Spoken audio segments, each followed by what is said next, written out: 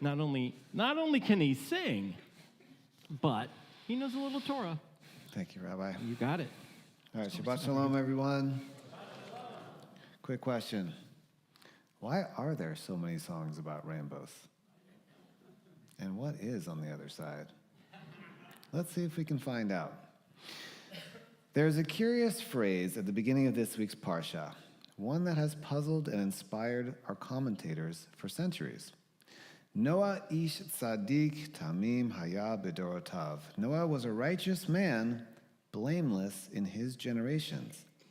It's both a compliment and a question, because if you are truly righteous, then why qualify it? Why not simply say Noah is righteous? What does it mean to be a tzaddik, that means a righteous person, in your generation? The rabbis in Bereshit Rabbah are split. One side says, all the more so. If Noah could be righteous in a world filled with corruption, imagine his virtue in a better time.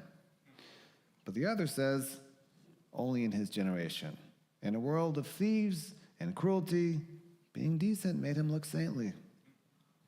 In other words, was Noah a candle shining in the darkness, or a dim light that seemed bright only because the world around him was pitch black? Both readings are true, because righteousness is always relative. Goodness is measured not in perfection, but in contrast, in the courage to be different when it is easier to blend in. And yet, there's something haunting about Noah's silence. When God tells him the world will be destroyed, he builds an ark, but he doesn't argue. He doesn't plead for his neighbors, his friends, or even for one innocent soul outside of his family. Contrast that with Abraham.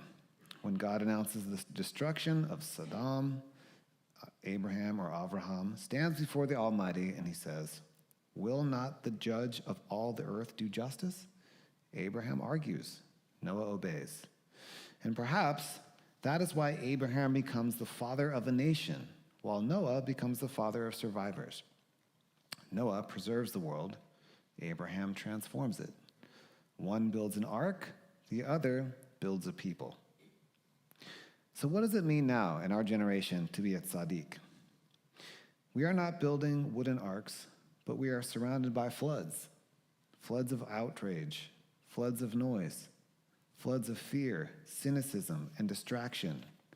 We scroll endlessly, I call it scroliosis, searching for a truth in an ocean of opinion.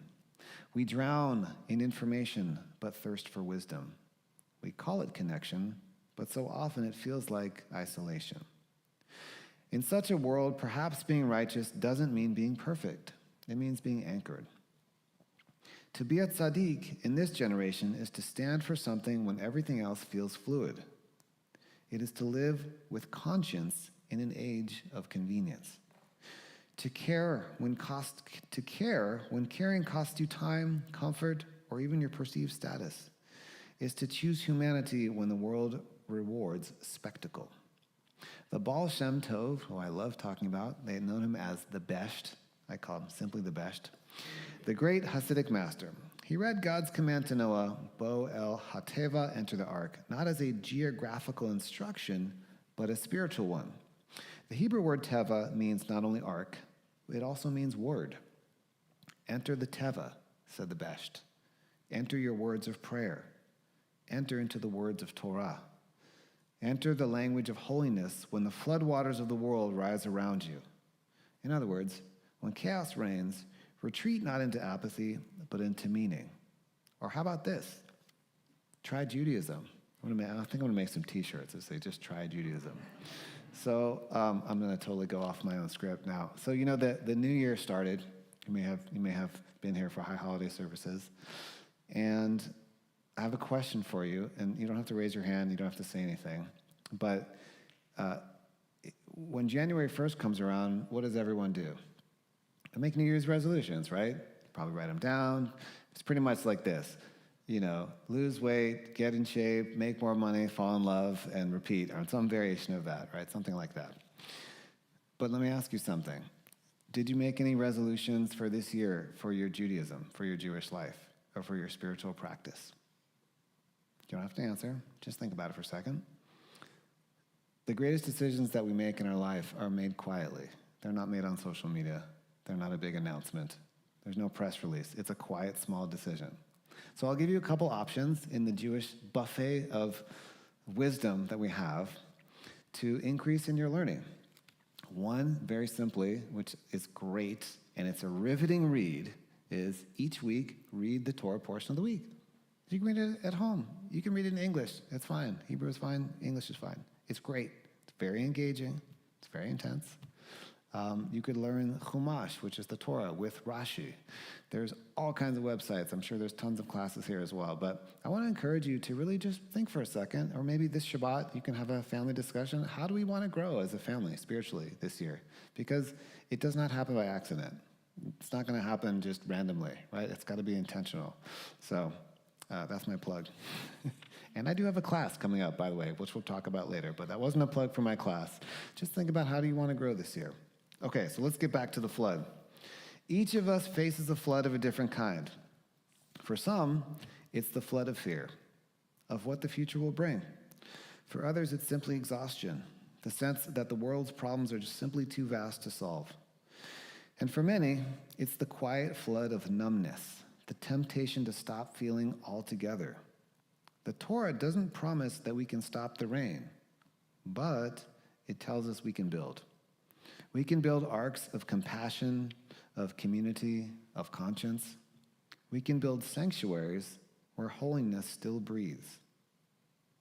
When the rain finally stopped, Noah released a dove. The first time it found no rest. The second time it returned with an olive branch, a small sign of renewal, fragile but real. The third time, it did not return at all. There's something profoundly hopeful in that, because the goal was never to keep the dove safe in the ark. The goal was to send it out and to let life begin again. Righteousness is not meant to be enclosed. It's meant to be released, to touch the world, to send out doves of peace, one small act, one conversation, one prayer at a time. Or like I like to ask every day is, who can I help today? So in conclusion, what does it mean to be a tzaddik in this generation? It means to live as if the world depends upon your integrity, because it does.